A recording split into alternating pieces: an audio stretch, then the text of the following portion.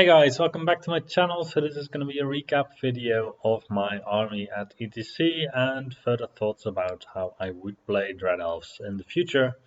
So this is my ETC army. It has all the elements that my opponents have seen, that you have seen in the battle reports. So I'll still evaluate the list a little bit. I was quite pleased with the list. So my overall performance, I did a total of 73 points at ETC, which I think is quite decent. And yeah, this one matchup against UD, frankly, I should have just taken more care for the relentless banner that my opponent had, and then I was quite confident that this would also land me quite a nice win instead of the loss that I got. So the list itself, I basically have the three combat blocks. So I have the Beast Breakers, I have the Obsidian Guard, and I have the Thunder Pack. And well, they complement each other quite nicely because they have quite different roles in terms of their targets. So the Beast Breakers, they really want to charge into anything that stomps really, because of their special rules. So they have the rule that they cannot be stomped, that any character that joins them also cannot be stomped. That is quite a big one, because, for example, against trolls, it means that you have 4 wounds less that you take, and against big beasts like a dragon, it's the d6 that suddenly doesn't really do a lot. Oh dear. Then the Obsidian Guard, they basically have any target that they can get to, but they rely a lot on their active combat res rather than their static combat res. And then the Thunder Pack, yeah, they just do damage really. Especially for the price that the Thunder Pack are, the damage that they do is quite impressive. So the Divine Altar is something that not a lot of people play. It on paper it doesn't really seem to do a lot, and I agree with that. I'm mostly regarded as a character upgrade for my Beast Breakers. So for 285 you cannot really play a character that has the same resilience, the same damage output. Well, the damage output you might still get to that, but definitely not the reliability also of the Crucible. Because the Crucible, in the end, it's 9 attacks at offensive 6 with ignore, parry, with lightning reflexes and battle focus. So basically your 9 attacks just hit.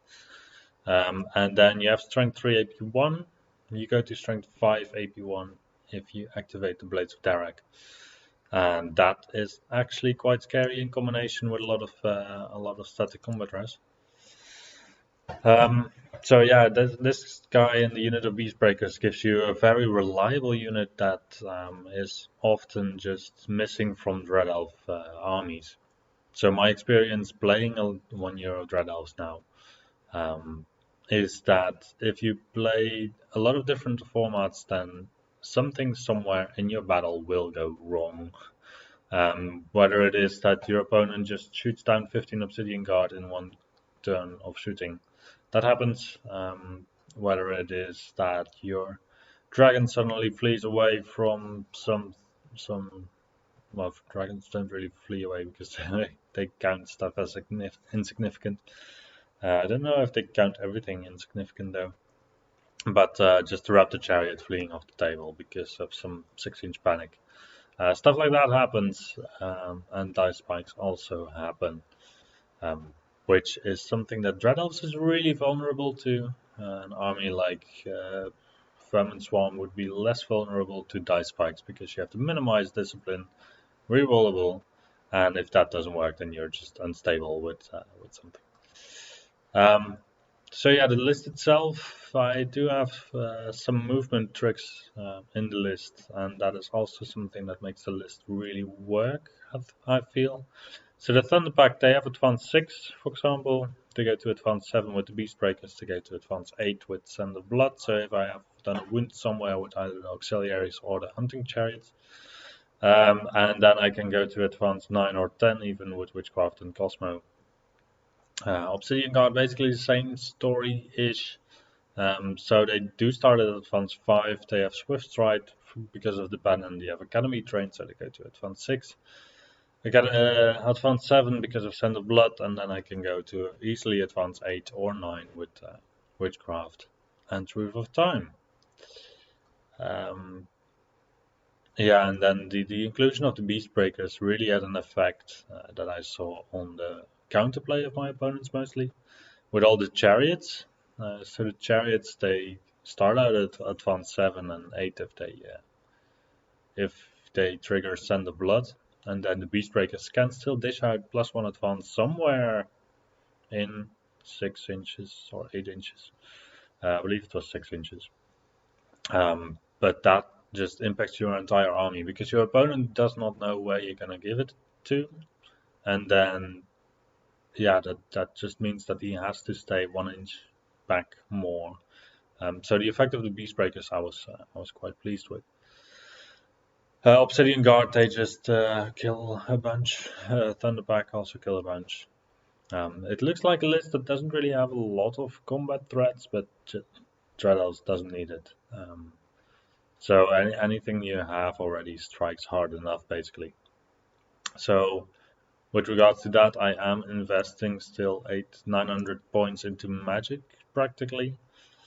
Whilst I'm only fielding Wizard Adepts, I feel like Wizard Adepts have been priced out of favor with the 120 point upgrade versus the 25 Apprentice upgrade. You still need to channel from somewhere though, so this is a possible setup, but I could imagine maybe better setups.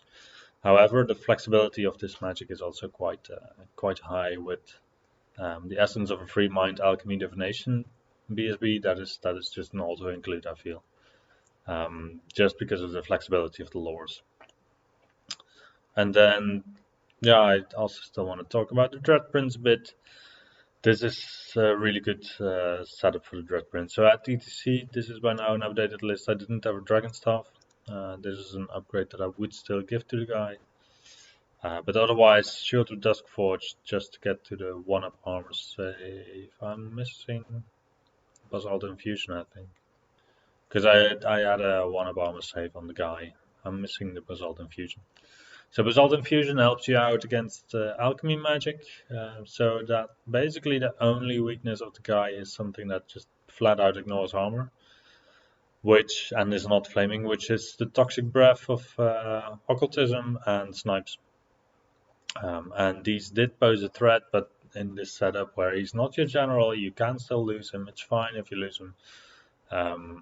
Then it's not too much of an issue to just play him on the flanks, play him very heavily on the flanks, because then you basically ignore all the ranged magic that your opponents have. And bolt throwers don't really get the chance to shoot at him because you can always hide him with his raptor mount. That Lance Shieldbreaker just is a godsend on this guy. You have 5 attacks that hit on a 2+ that wound with effectively strength 5. And anything that it wounds, it's just AB6, no discussion. And Ring of the Obsidian Drones. This, I think, is the most undervalued item in Dread Elves.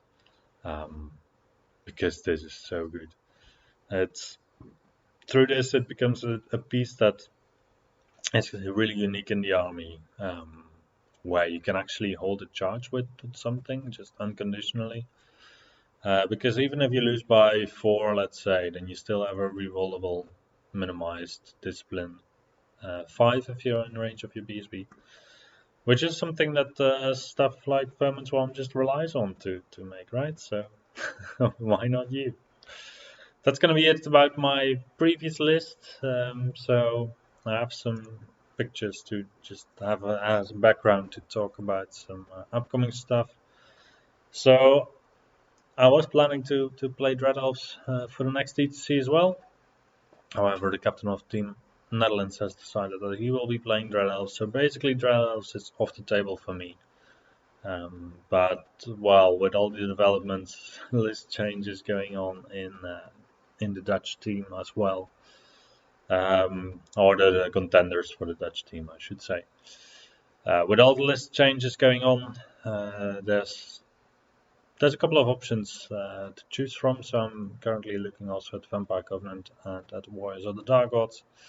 However, for WTC, I will still be playing Dread Elves, mostly because, well, people change armies, and then you have an entire train of this person changes to that, this person changes to that, this person doesn't want to change yet. and then at some point the train of changing just stops basically. So I'm just stuck to Dread Elves because my otherwise available armies are not available for WTC. Yeah, so Dread Elves. After ETC, I have some other thoughts. So the list that I played worked. The list that I played was fine. There were not that many things that I really missed in the list. The only thing I would say is that you might be able to make it a little bit more resilient to gun lines. This picture is ideal to complain about gun lines because you just have all this gaff that's just gonna die instantaneously. So for my new Dread Elf list, I was looking into this. So this is spoilers. This is probably also what I'm going to be playing at WTC. So once again, I have my Dread Prince with the Ring of the Obsidian Thrones and the Shield Breaker.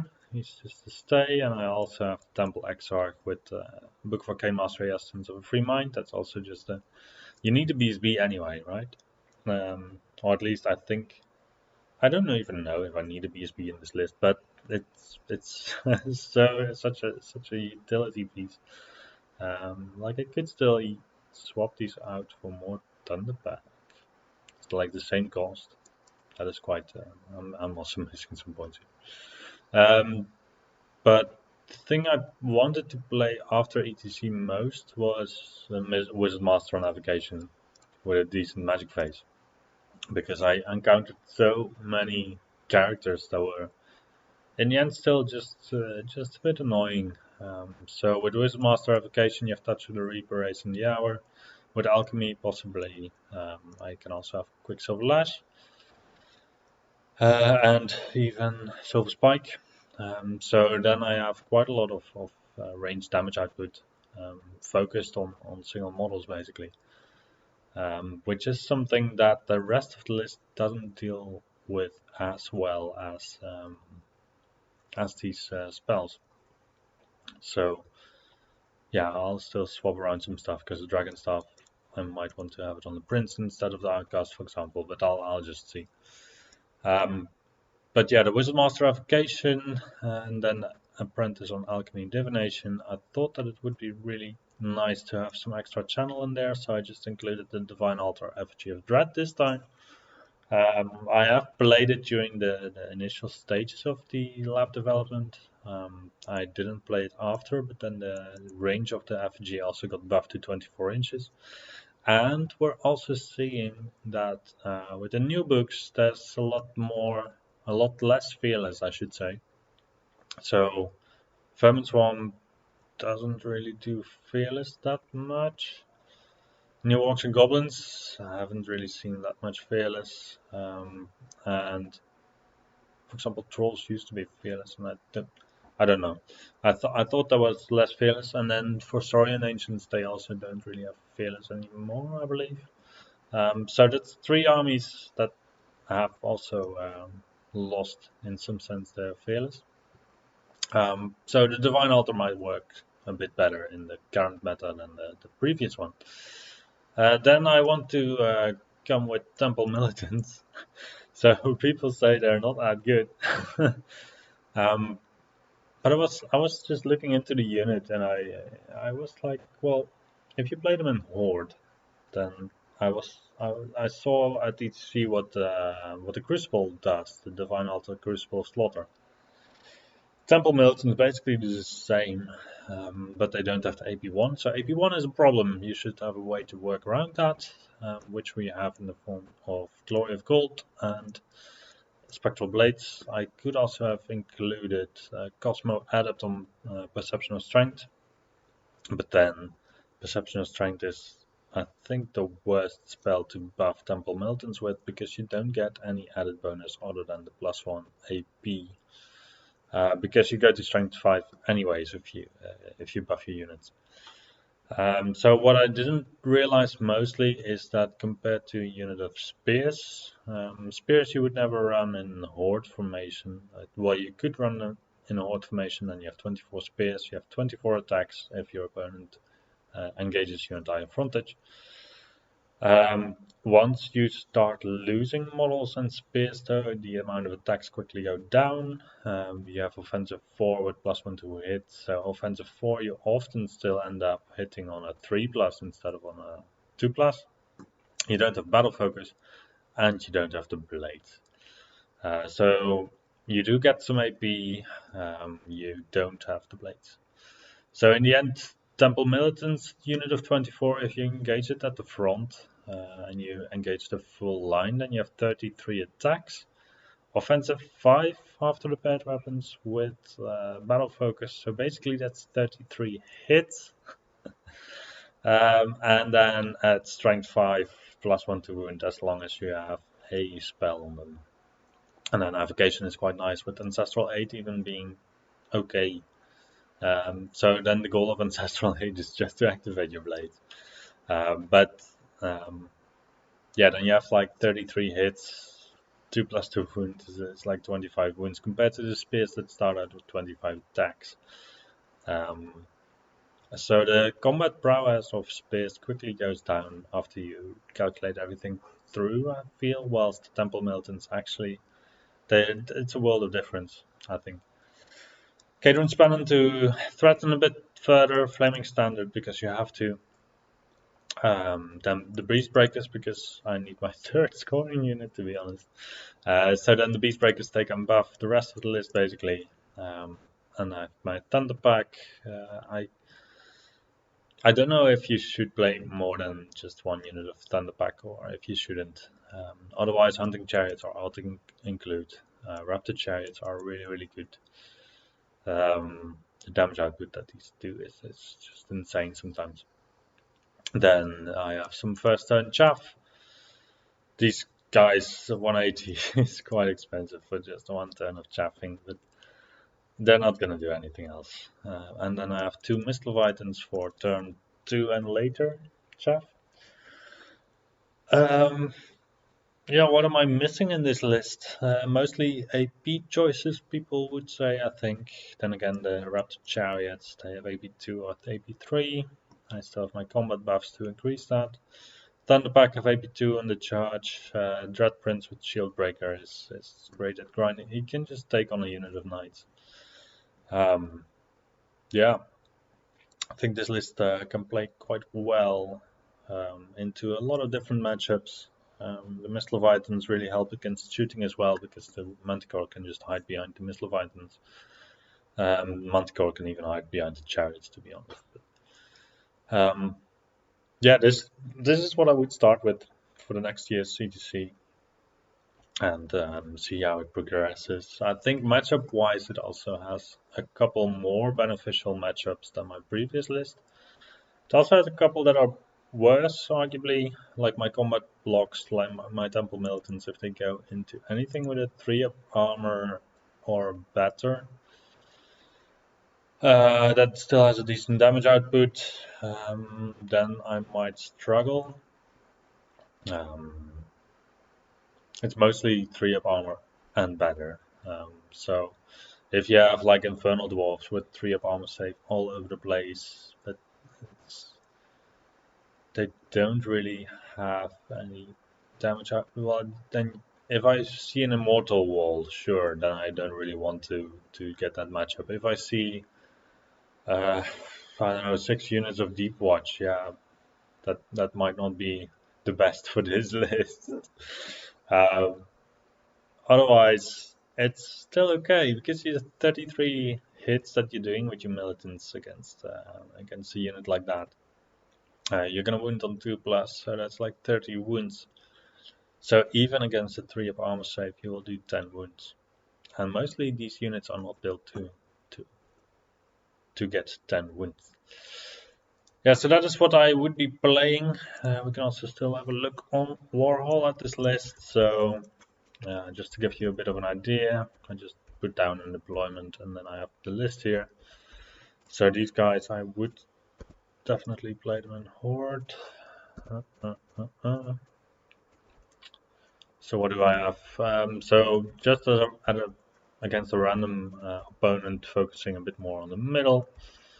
What I would probably do, so I like the fact that there's the hill there. I would like to make use of that. So I would just start with a unit of militants. I think this unit with Cadron's Bannon, by the way, I would put a flaming unit in the middle.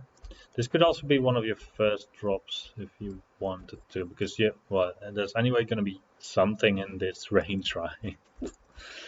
And then it's more important to, if your opponent is going to go in the center-ish, then it's more important to know where you have to concentrate your force rather than to know where your main combat blocks are going to go, because your main combat blocks anyway are going to go in the middle. Then it depends whether you have a scenario where you can drop the first or whether you can't, and how much shooting your opponent has. If it's hold ground, as it is in this case, I would definitely try to go for the second turn, because I like to match my opponent's drops. There's also people that say like, well, it's really amazing if you start the turn, because then you can just then you can claim the objective as it is. And then your opponent has to respect your threat ranges. However, with militants, your threat ranges are not that high, because I only have advance 5 Swift Stride. So that is one of the advantages of the spears, that you can definitely build into a Swift Stride. I actually have advance 6 because of the Cadron's Banner with the Sand of Blood. No, stay there.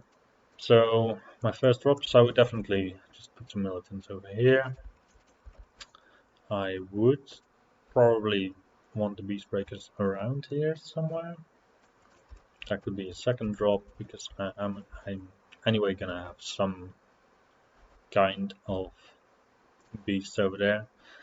Does this lock the thunder back to that flank? Not really.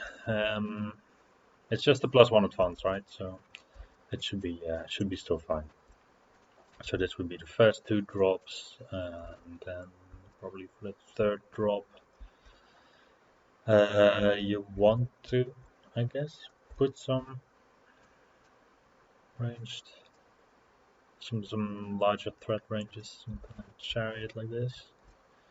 Like in the past, it's just small things that I'm talking about, but in the past I used to deploy my chariots also on the line, and this is actually really, really bad, because if you do this all the time, if you do it also for here, for example, and here. Now, if your opponent has a unit of scouts, then he can just figure out that he can stand over here, because you're out of line of sight of these both chariots. And then the same even applies if you go over here and you go 3 wide. So you have your scout move, you have your vanguard move in some cases. No, this is really tight, but well, basically you get the idea. I'm out of line of sight now. Whereas if I just turn my chariots a bit to account for the terrain that I'm at, then getting out of line of sight is way more difficult. And also with these 2 chariots, it's even more advantageous to just turn all your chariots the same way, basically. Sure, you lose some angle over here, and you can also think about it all the time, what your opponent might do. But this also just prevents you from being taken out like that. So we were dropping some stuff. So this would be the first 3 drops as an opponent. So choices I currently have as an opponent, what I see is I can either go on the left side, then I don't have the threat of the chariot over here.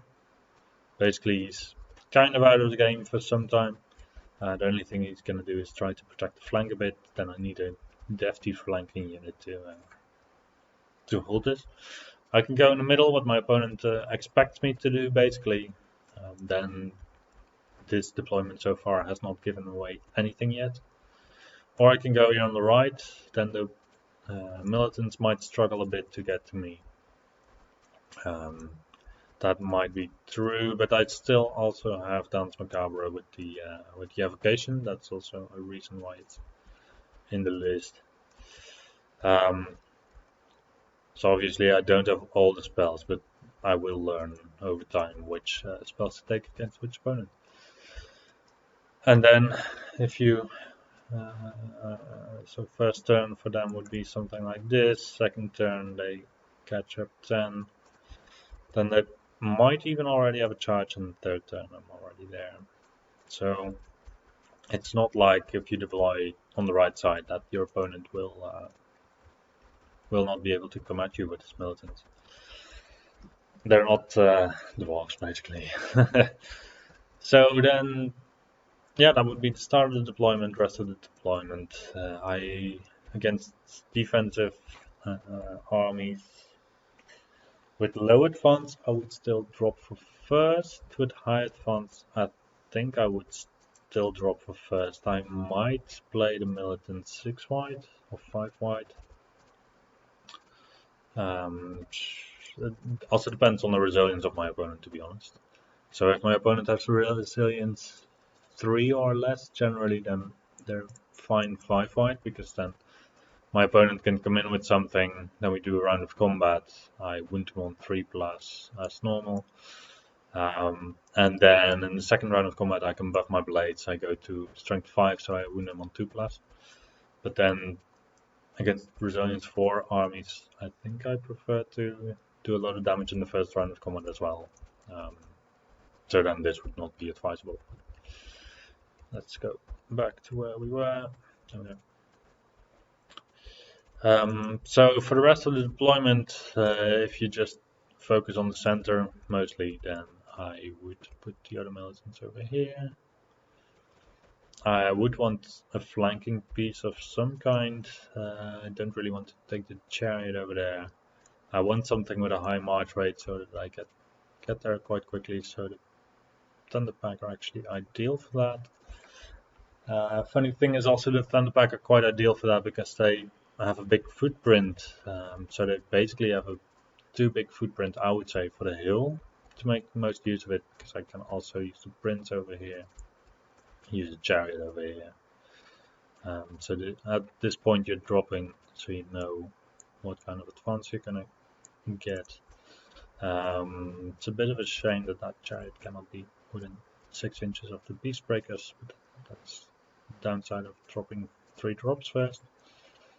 This one can go here within 6 inches of the beast breakers, so it can still get the extra advance. So I have an advanced 10 beast that can then shoot 18 inches into the deployment of my opponent. So basically that zones my opponent's deployment a bit. The other hunting chariot can actually, don't really need that spot. Depends also on what my opponent already deployed. If he deployed something that is quite juicy, then you can double team with your hunting chariots and your magic with Hasten the Hour, with Touch of the Reaper, etc. Well, Mist Leviathan on the flank is always a good idea. And then the other Mist Leviathan. Probably your opponent has sufficient shooting to make it worth it to play a Mist Leviathan between the 2 different units of militants. I don't want to cram up my board space, so probably this one's going to go on the right side here. And then this guy can just want to have my mobility. Crucible. Crucible can also go there.